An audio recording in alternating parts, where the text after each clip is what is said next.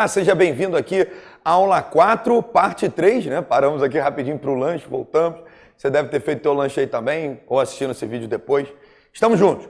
Solta na tela, Latino, vamos analisar nesse bloco negócios processuais. Mas como cai em prova isso? Cai muito em prova, até porque é novidade. Volta comigo, Latino. Esse é um tema delicado. Negócios processuais. Cai muito em prova. Muito mesmo. E os advogados têm que saber disso aqui para ganhar dinheiro com a advocacia. Negócios processuais. Nós vamos estudar dois tipos de negócios processuais. Nós vamos estudar o acordo de calendarização.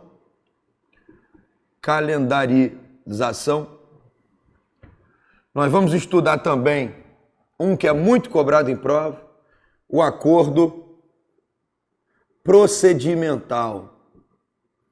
Então são dois tipos aí, o acordo de procedimento ou procedimental, acordo procedimental, vou botar um L aqui, acordo procedimental.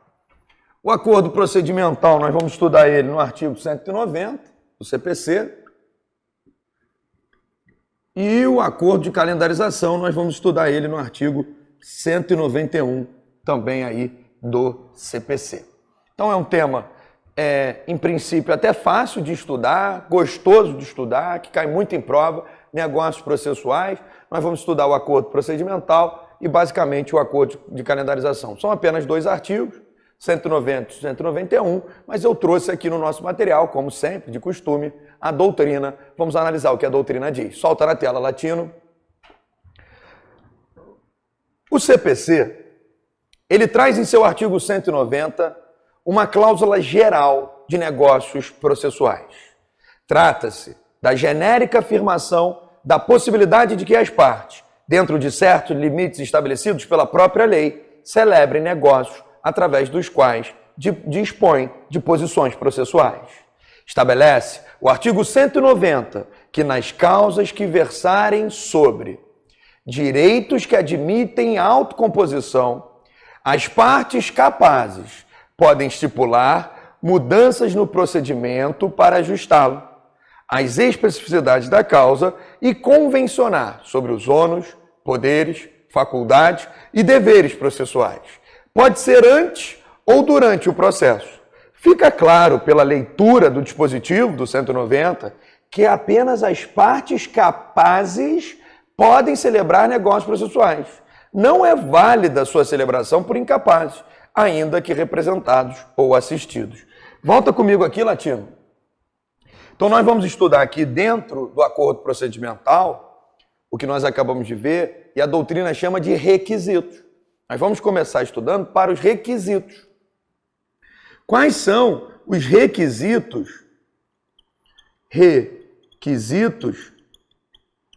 do negócio jurídico processual, do acordo procedimental, que é uma cláusula geral. Alguns chamam o acordo procedimental de cláusula geral de negócios processuais. São três requisitos que nós estudamos aí para a validade do acordo. Primeiro requisito é a capacidade da parte. Você viu aí na doutrina que se as partes forem incapazes, mesmo que elas estejam representadas ou assistidas, não é válido o negócio jurídico processual. Porque esses requisitos são requisitos de validade do acordo. Requisitos de validade do acordo. Capacidade da parte. O segundo requisito, a causa deve admitir a autocomposição. A causa deve admitir autocomposição. E o terceiro requisito, que nós já vamos ver adiante, é o equilíbrio. Equilíbrio. Sem equilíbrio, o acordo é considerado nulo. Tem que ter equilíbrio. Tá bom? Esses são os requisitos do acordo procedimental. E é importante que você saiba que esse acordo procedimental, ele pode ser antes ou durante o processo. Não tem problema nenhum celebrar um acordo durante o processo ou antes dele. Diferente do acordo de calendarização. Esse só pode ser dentro do processo. Esse não pode ser antes do processo. Cuidado em prova aí, o acordo de calendarização somente dentro do processo. Esse aqui somente dentro do processo. Esse pode ser antes ou durante o processo. O acordo procedimental tem 3 requisitos: capacidade das partes, a causa tem que admitir autocomposição e deve haver um equilíbrio. Você que estuda direito administrativo sabe que existem causas que não admitem autocomposição. Por exemplo, improbidade. Improbidade. A lei de improbidade, que é a lei 8429 de 92, lá no artigo 17, parágrafo 1º, veda qualquer acordo ou transação. Então não pode ter acordo procedimental dentro das ações de improbidade.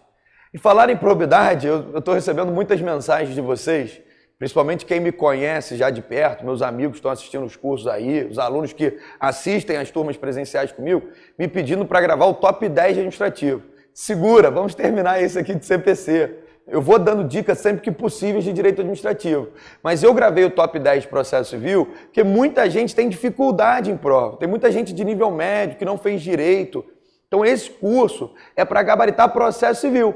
Sempre quando eu puder, eu vou lá no direito administrativo, faço uma analogia, tá bom? Terminando esse aqui, a gente grava aí um top 10 de direito administrativo. Obrigado pelo carinho de todos que confiam também nos meus ensinamentos em direito administrativo. É uma tremenda responsabilidade treinar vocês aqui para a prova, tá bom? Então são 3 requisitos aqui do acordo procedimental: a capacidade da parte, a causa deve admitir autocomposição, um equilíbrio. E aqui, ó, ele pode ser antes ou durante o processo. Outra coisa interessante que você precisa saber desde logo é que no acordo procedimental ele não depende, olha que importante essa informação, não depende de homologação do juiz. Nós vamos fazer muitas questões, né? O último bloco é sempre de questões. Você vai ver que isso cai muito em prova, dizendo se o acordo procedimental precisa de homologação do juiz. Não precisa.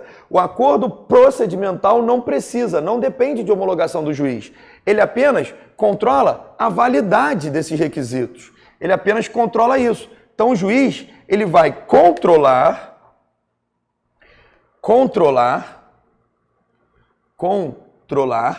a validade desses requisitos. É isso que o juiz faz. O juiz, ele vai controlar a validade dos requisitos. E em prova cai muito isso, diferente do acordo de calendarização. Aqui tem que ser dentro do processo e tem que estar o juiz de comum acordo. Quem celebra acordo de calendarização? Juiz e partes.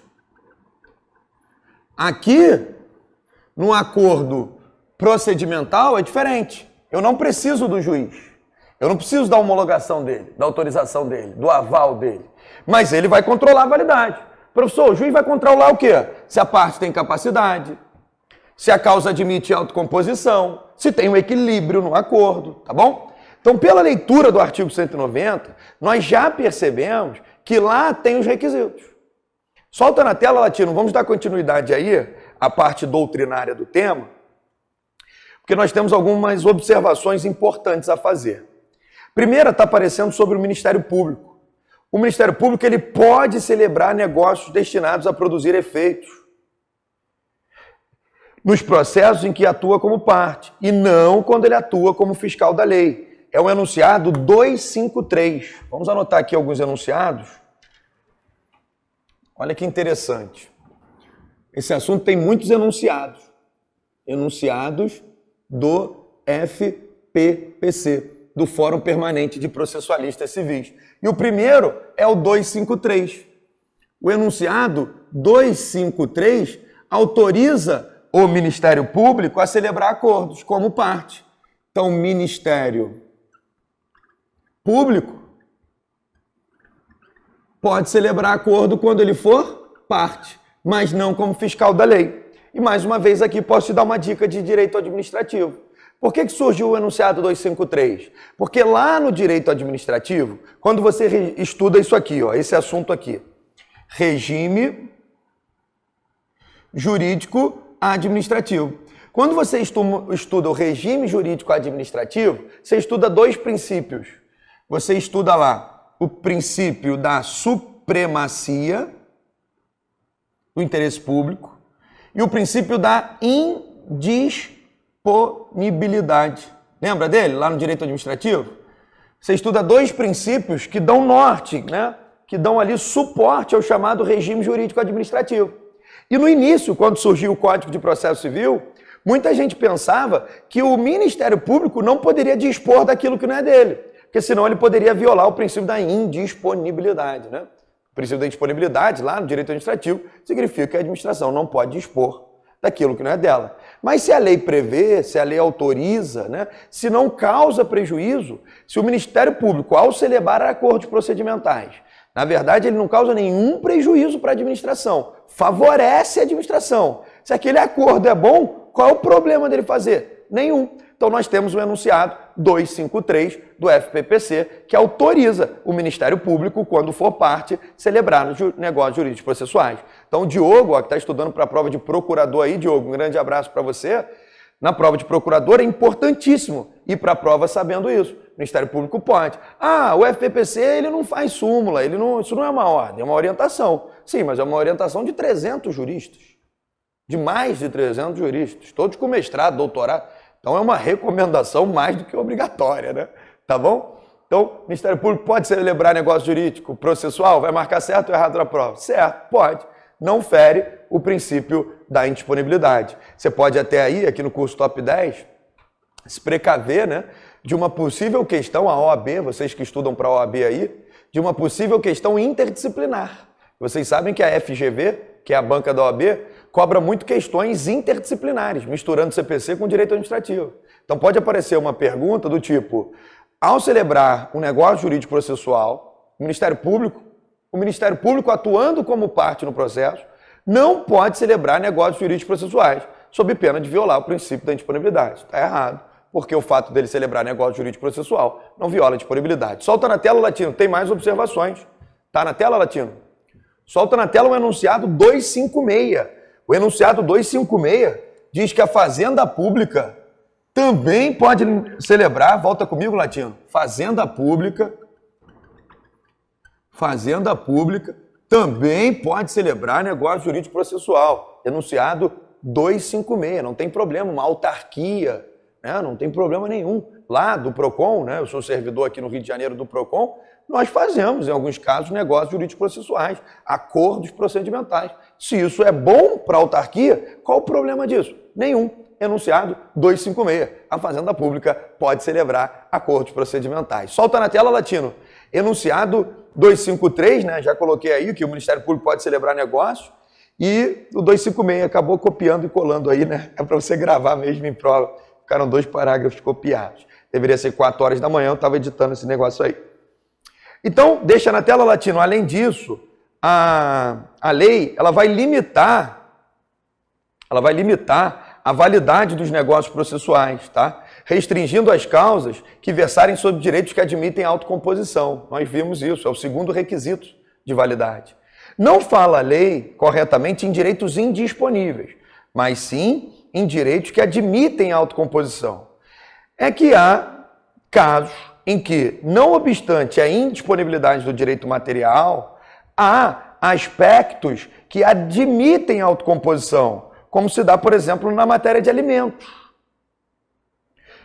Pois, nesses casos, os negócios jurídicos são admissíveis. Temos até um enunciado aí, 135. A indisponibilidade do direito material não impede, por si, a celebração de um negócio processual. Volta aqui comigo. É um enunciado 135, Enunciado 135, que diz que também nas ações de alimentos pode ter aí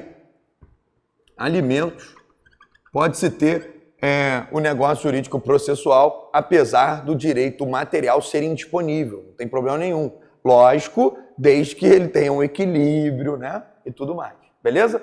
Então, posso celebrar em alimentos? Posso. Negócios jurídicos processuais, tem problema nenhum. Solta na tela, latino. É o latino aí, ó. Em outros tempos, aparece na sua tela apenas aqueles casos em que seja possível a realização de negócios jurídicos de disposição sobre o direito material é que se poderá também celebrar negócios processuais. Seria, por exemplo, vedada a celebração de negócios processuais e um processo cujo objeto seja o reconhecimento da prática de um ato de improbidade administrativa, o qual eu já dei o exemplo. O negócio processual também não pode afastar, isso é importante, posições jurídicas que sejam inerentes ao modelo processual adotado no Brasil. Como se daria, por exemplo, com o negócio processual que dispensasse o contraditório e a boa-fé. Não pode, né? O enunciado 6 diz lá, ó, o negócio processual não pode afastar os deveres de boa-fé e cooperação. Volta aqui comigo. Enunciado número 6 diz que não pode afastar,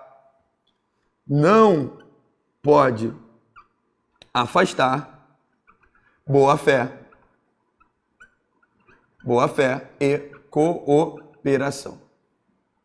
Tá bom? Solta na tela, Latino. Tem mais enunciados, cara. Muitos enunciados coloquei no teu material aí. Vamos gabaritar CPC. Solta na tela, Latino. Do mesmo modo, não se admite negócio processual destinado a excluir uma intervenção, por exemplo, obrigatória do MP ou a intervenção do amigo Scuri. Vem aqui comigo, é o 254 e o 392. Enunciado 254 e enunciado 392. Não pode excluir a participação obrigatória do MP. Não exclui, deixa eu pegar aqui o apagador. Vou fazer igual o Dudu, não exclui a participação do MP. E também não pode ter enunciado, né, o 392 diz isso aí, não pode ter acordo procedimental que exclua a intervenção de terceiro do amigo Scuri. Você já teve aula aí, hein, no top 10, amigos curiae, lá do artigo 138, amigo da corte. Não pode ter um negócio jurídico processual que exclua o MP quando ele atua obrigatoriamente. Para quem não sabe, os casos em que o MP atua obrigatoriamente estão previstos no artigo 178 do CPC. Tem outros também, mas o 178 é o melhor para você estudar. Artigo 178. E o enunciado número 392 diz que não se admite negócio jurídico processual que exclua a participação do amigo Scuri, tá bom? É para gabaritar? Vamos gabaritar, solta na tela, Latino. Estamos aí nos aprofundando no tema. O negócio processual pode ser celebrado no curso do processo, mas pode também ser realizado em caráter pré-processual. Eu já te mostrei isso no quadro. Ele pode ser visto antes. Imagine-se, por exemplo, um contrato celebrado entre duas empresas, no qual se insira uma cláusula em que prevê que, na eventualidade de instaurar-se processo judicial entre os contratantes para dirimir litígio que venha a surgir entre as partes, em razão do aludido contrato, todos os prazos seriam em dobro. Não tem problema nenhum, tem mais um enunciado aí, o 492, admite-se ainda negócio processual celebrado em pacto antinupcial. Volta aqui comigo, né? Todo o casamento ele tem que ter lá o pacto antinupcial, né? E nesse pacto antinupcial aí, que é um ato prévio ao casamento, o enunciado 492, vou apagar aqui, enunciado 492, olha quantos enunciados aí para você, gente. 492 diz que pode ser celebrado em pacto antinupcial. Tem problema nenhum celebrar um negócio jurídico processual no pacto antinupcial. Interessante. Professor, me explica melhor isso aí, cara. O que é esse negócio jurídico processual, né? O negócio jurídico processual é uma espécie de cláusula processual. Nós temos ali, antigamente, quando nós celebrávamos contrato, nós só podíamos colocar a cláusula de eleição do foro. Ah, se esse contrato der problema, o foro é o de Niterói, o foro é o de Nova Iguaçu. Antigamente só tinha essa possibilidade das partes. Com a previsão do novo CPC, os artigos 190 e 191 autorizam as partes a celebrarem negócios processuais. Mais do que uma cláusula de eleição do foro, as partes podem, por exemplo, vou dar exemplo aqui para vocês. Aqui eu tenho o procedimento, por isso que o nome do acordo é acordo procedimental, por isso que o outro é acordo de calendarização, porque aqui vai falar sobre datas, calendário, datas, e aqui vai falar sobre o procedimento. Me dá um exemplo aí, professor. Provas, prazos, recursos e tantos milhares de outros exemplos. Eu posso alugar um apartamento para você e colocar um negócio jurídico processual, uma cláusula processual, falando assim, ó, se esse contrato for objeto de litígio no Poder Judiciário, todos os nossos prazos serão computados em dobro. Não tem problema nenhum falar isso. É completamente válido. Se nós temos capacidade, o primeiro requisito está atendido. Se a causa admite autocomposição, e admite, não tem problema nenhum, segundo requisito está admitido. E se tem um equilíbrio, o meu prazo é em dobro e o teu prazo também, os requisitos de validade estão atendidos. O juiz não precisa homologar e ele fica obrigado, ele fica vinculado ao acordo, tá bom? Agora, a gente pode falar também sobre recursos. Olha, se esse contrato der problema entre as partes e as partes tiverem que ir ao Poder Judiciário, não cabe recurso. O juiz deu a sentença, quem ganhar, ganhou. Não tem problema nenhum fazer isso. A gente só não pode celebrar negócios jurídicos processuais, acordos procedimentais, que violem a Constituição, que violem a jurisprudência, né, o contraditório, a ampla defesa. Nós até vimos aqui o enunciado número 6. O enunciado número 6 diz lá, ó, não pode se violar a boa-fé à cooperação. Vimos o enunciado 254, não pode excluir a participação do MP, quando ele obrigatoriamente tem que atuar. Lógico. Por quê? Porque o negócio jurídico processual não pode ir de encontro à lei. Não pode. Ele tem que ir ao encontro, conforme a lei. Beleza? Não pode excluir a obrigatoriedade do amicus curiae. Não a obrigatoriedade, mas a participação do Ministério Público. Até porque a questão da participação do Ministério Público não é obrigatória, né? Vai depender se o juiz solicita, se ele admite a participação, mas em regra não seria obrigatório, tá bom? Solta na tela, Latino, questão interessante também do pacto antinupcial, está aparecendo na sua tela, o enunciado 492. Para continuar aí na parte doutrinária, estabelece a lei que os negócios processuais celebrados pelas partes podem versar sobre os seus ônus, poderes, faculdades e até mesmo deveres processuais.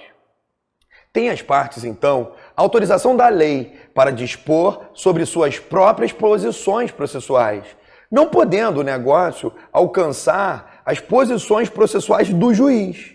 Assim, por exemplo, é lícito celebrar negócio processual que retire das partes a faculdade de recorrer. Seria uma espécie de pacto de não recorrer.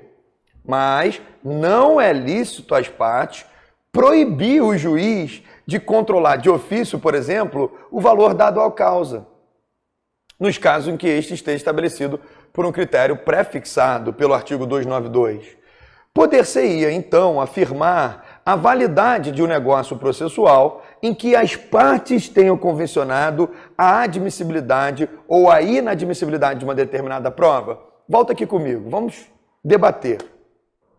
Você sabe que quando o novo CPC ele surgiu, né, nós, professores, já estudávamos o anteprojeto, tem até vídeo no YouTube eu falando, vem aí uma lei, né, tô até me sentindo velho.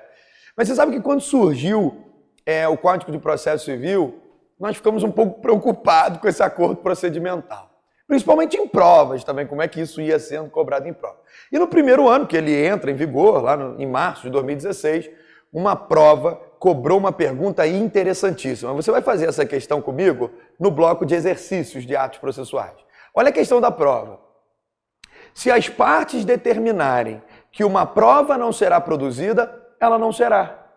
E o juiz não pode se opor à vontade das partes. Certo ou errado?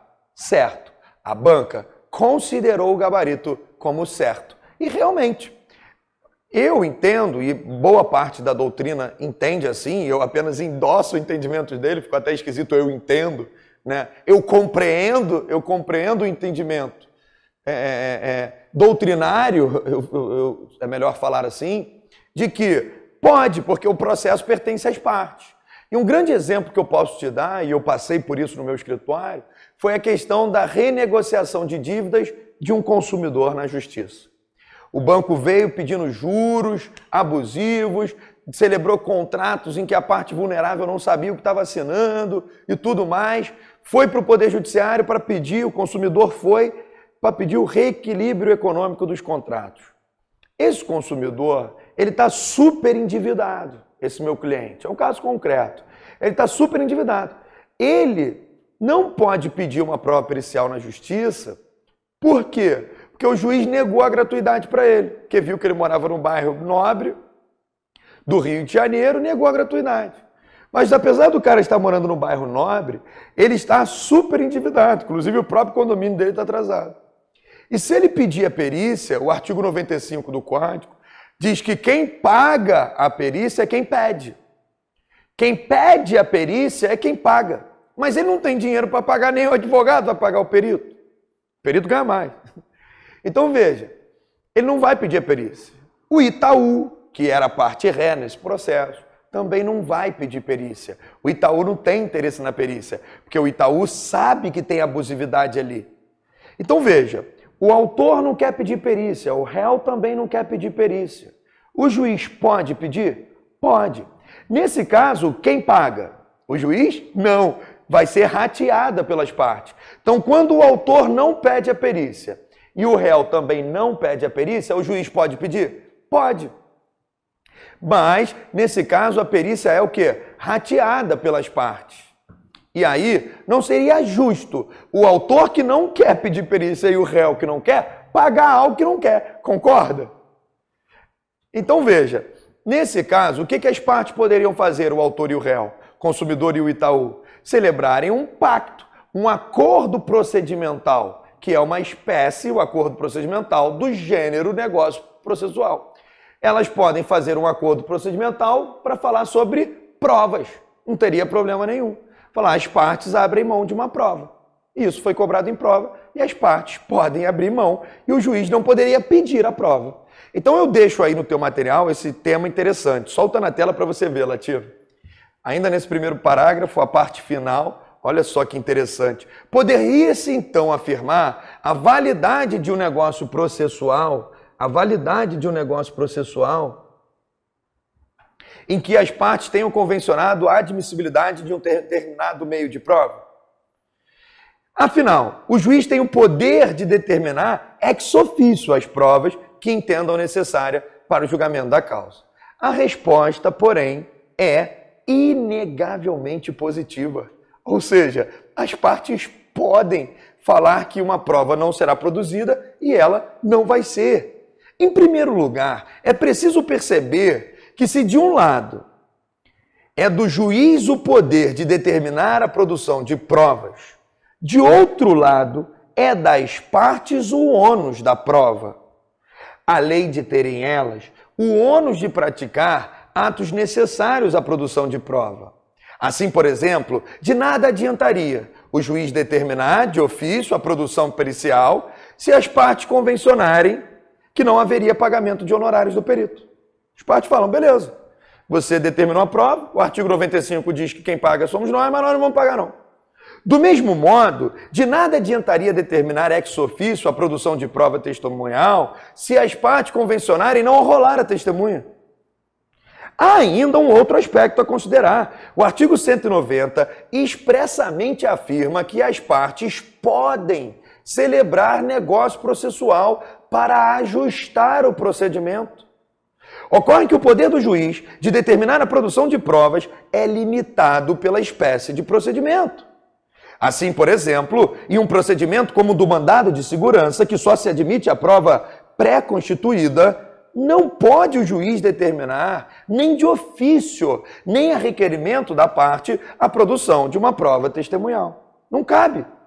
Ou pericial, em mandado de segurança. Não cabe. Então, do mesmo modo, não pode o juiz, no processo de inventário e partilha de bens, determinar a produção de provas ou outras que não forem meramente documental.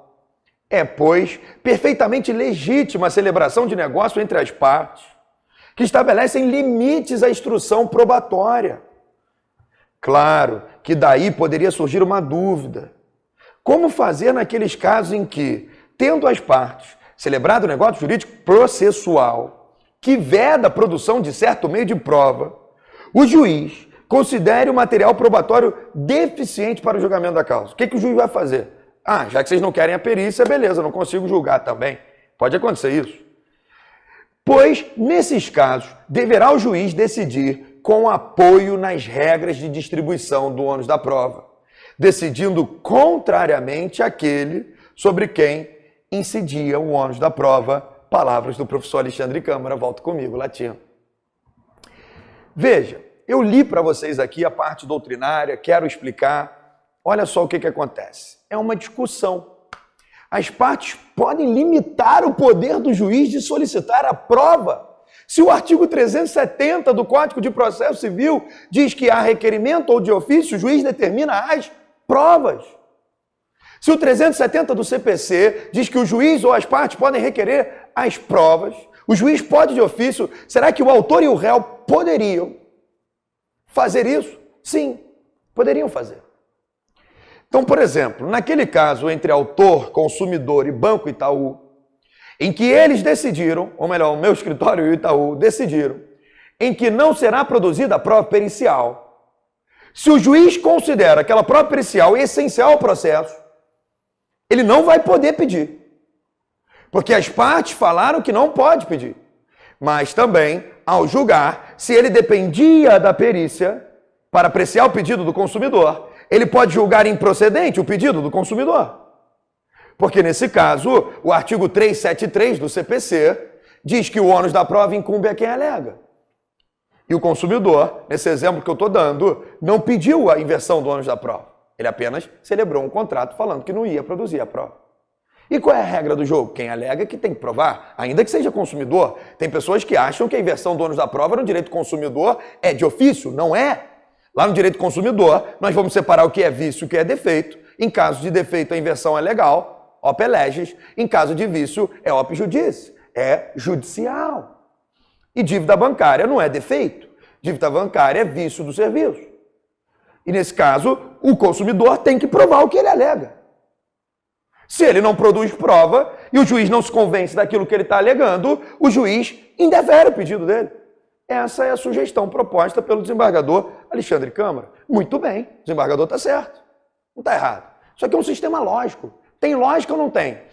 O juiz pode pedir as provas de ofício? Pode. Agora, se as partes celebraram o negócio jurídico processual da espécie, acordo procedimental, dizendo que uma prova não será produzida, o juiz não vai poder produzir a prova. Mas se ele dependia daquela prova para formar o seu convencimento, provavelmente uma das partes vai se sair prejudicada. Vamos voltar para o material doutrinário. É importantíssima essa leitura que eu faço aqui com vocês, mergulhar na doutrina. Olha o segundo parágrafo aí dizendo que a validade dos negócios processuais se sujeita a controle judicial. Artigo 190, parágrafo único. Incumbe ao juiz, de ofício a requerimento do interessado, controlar a validade do negócio processual, recusando-lhe aplicação somente nos casos de nulidade. O FPPC tem um enunciado sobre isso, o enunciado 403. O enunciado 403 diz que a validade do negócio jurídico processual requer agente capaz, objeto lícito, possível, determinado ou determinável e forma prescrita e não defesa em lei. Então veja, o enunciado, volta aqui comigo, Latino, 403. Olha quantos enunciados para explicar isso. Enunciado 403. O objeto tem que ser lícito, possível. Objeto lícito, possível. As partes têm que ser capazes.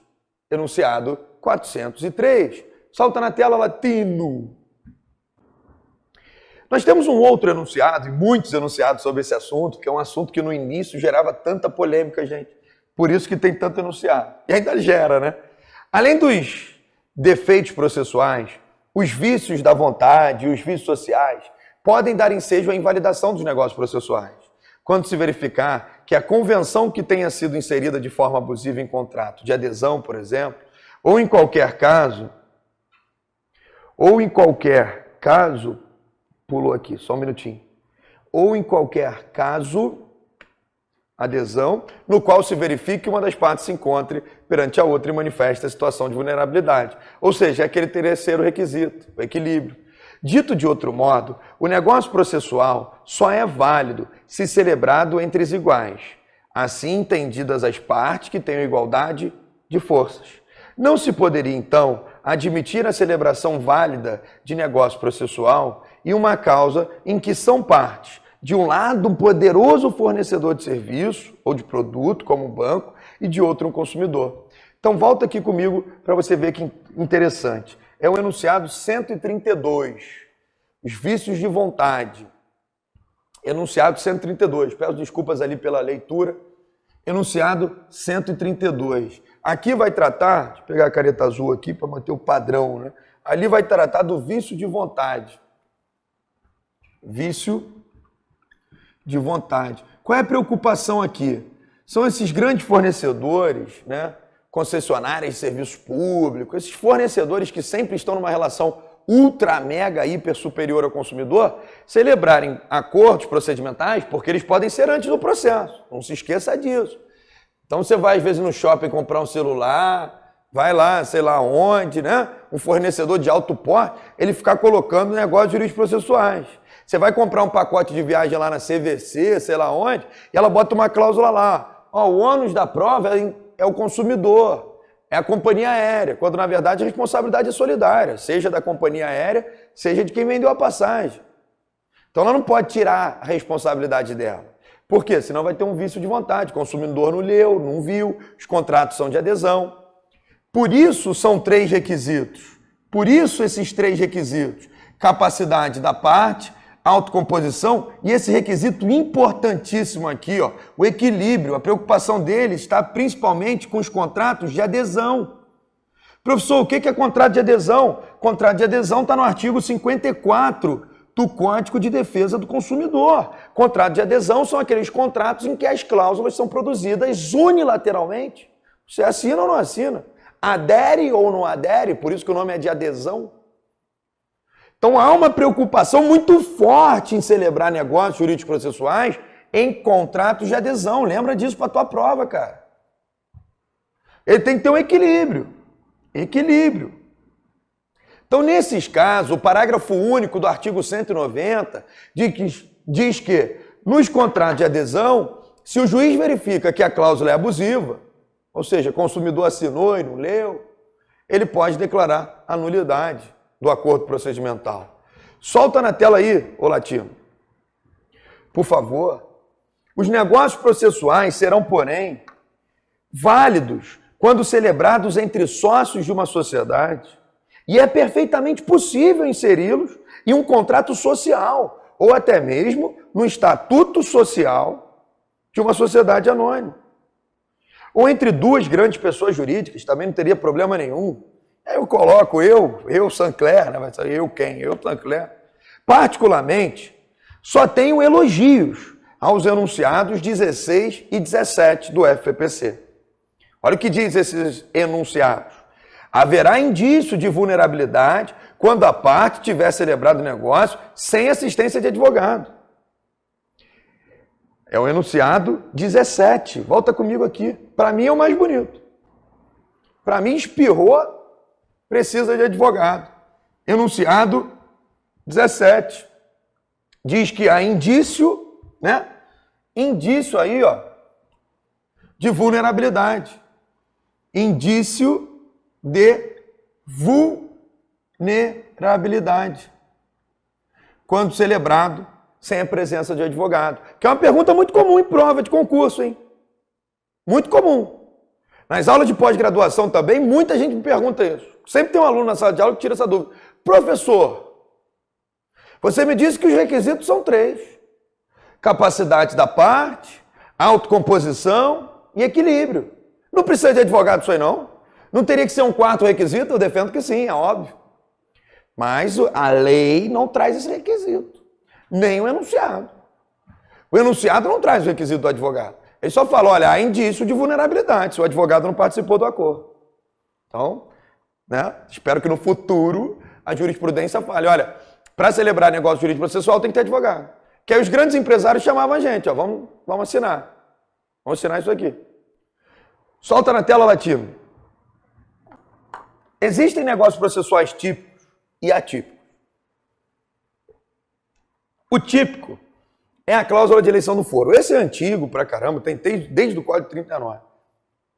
E os atípicos, como seria, por exemplo, um negócio processual através do qual as partes convencionassem que só se admitiria o depoimento de testemunhas que jamais tenham sido empregadas de qualquer empresa. Esse é um atípico. Existe enunciado do FPPC, do Fórum Permanente de Processualistas, que é o 490, que apresenta um rol exemplificativo de negócios processuais. Diz lá, ó, pacto de inexecução parcial ou total de multa, pacto de alteração da ordem de penhora, pré-indicação de bem penhoráveis, pré-fixação de indenização por danos processuais. Então volta aqui comigo. Olha só quantos enunciados, né? Caramba, professor, tem muito enunciado, isso é direito do trabalho, cheio de OJ lá no direito do trabalho. O 490, vou botar o último aqui então, mas tem mais, tá? O 490 traz um rol lá exemplificativo. Dá sugestões, cara. Pode ganhar dinheiro com aquelas sugestões ali. Você que é advogado, eu tô rindo porque direito do trabalho é que é cheio de OJ, né, Latino? Já gravou algum professor de direito do trabalho, Latino? Quem?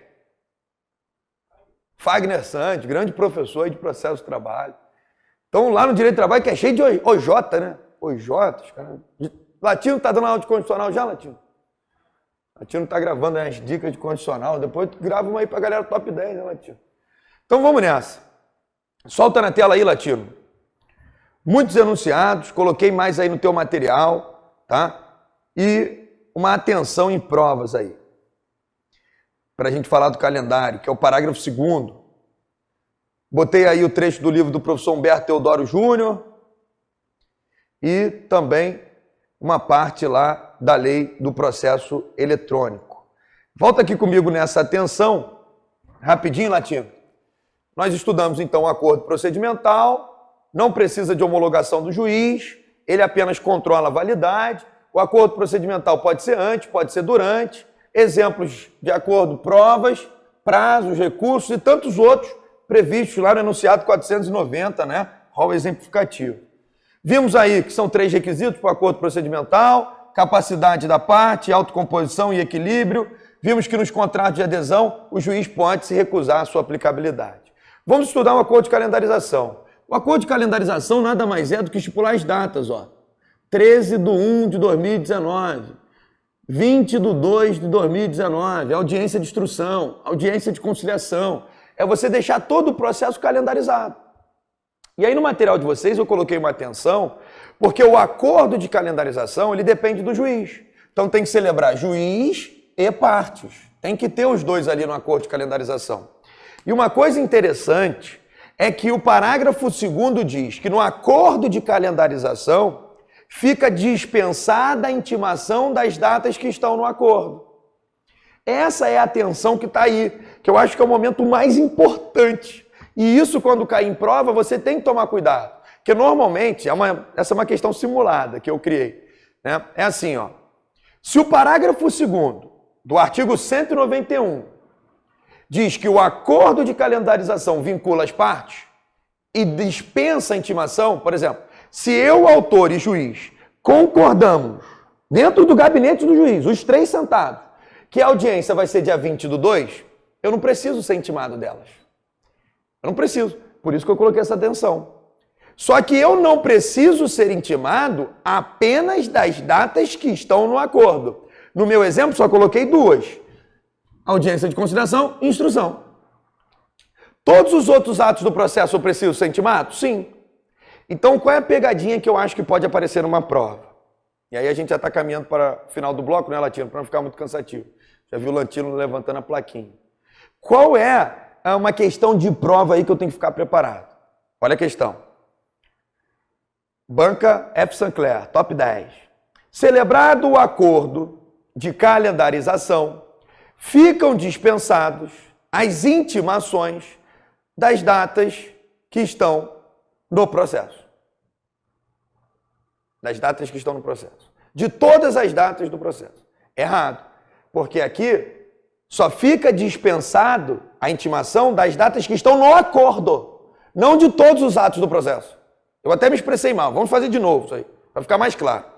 Celebrado o acordo de calendarização, ficam dispensadas as intimações de todos os atos do processo. Errado.